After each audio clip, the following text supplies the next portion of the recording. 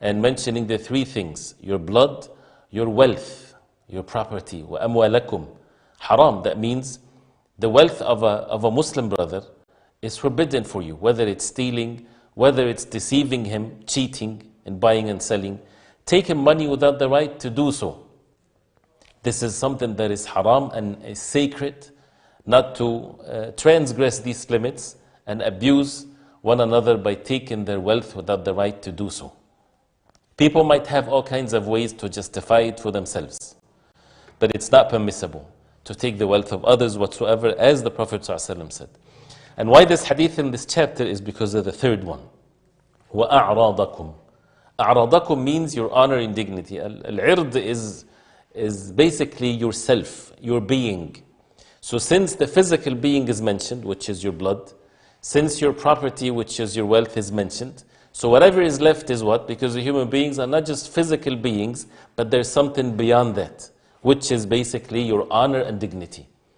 And that comes under this category of things, the backbiting. So attacking a Muslim with backbiting is like as if you are wounding that person, as if you are causing physical harm to that Muslim with whatever level of attacking the honor and dignity of a Muslim. And as the Prophet ﷺ has mentioned in some of that hadith, that cursing a Muslim is as if you are killing that Muslim. You're basically saying that he's kicked out of the mercy of Allah. And it's just words of mouth. So the harm that happens from words of mouth sometimes is as evil as attacking someone physically. So the a'radakum, your honor and dignity, whether it's ridiculing, whether it's making fun of, whether it's backbiting, slandering, lying, whatever things that attack a Muslim in his honor and dignity, that comes under this category. And you see how important and how dangerous it is to protect the honor and the dignity of a Muslim. The Prophet ﷺ did not say that he has to be in a certain level of al-Iman, that Muslim, that he has to be someone that is strong in his Iman, or a specific group of Muslims, these are the only ones that you protect their honor and dignity and their blood and so on. It's Muslim. أَمْوَالَكُمْ دِمَاءَكُمْ أَمْوَالَكُمْ أَعْرَاضَكُمْ. The Prophet ﷺ is addressing the Sahaba, and since he said to them, let those who are present inform those who are absent, that means it's the entire ummah of the Prophet ﷺ.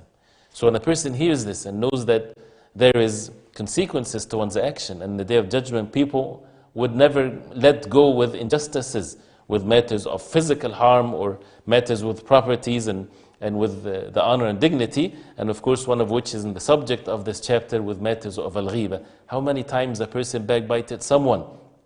This is one of the problems that we need to fix and purify ourselves. When we look at our actions, some people, they might overlook what they said throughout the past, and we forget what we say before. Right? But they only think about certain things or major sins. One of the major sins that slips away without a person feeling it is al-ghiba, is backbiting. So a person guarding himself, making salah, making night prayer, struggling with oneself to make hajj and umrah and to fast and doing all kinds of good deeds, but he's not guarding his tongue. So he's ruining himself with the backbiting and ruining these rewards, and people will take it away from them in the Day of Judgment, as some of the hadith of the Prophet ﷺ. So to pay attention to this, because as the Prophet ﷺ, he mentioned, it's something that we have to guard. And it shows again the importance, or how Allah subhanahu wa ta'ala, He gave this importance to the believers. The believers are the good thing in this life. What is the goodness in this life if there were no believers on it?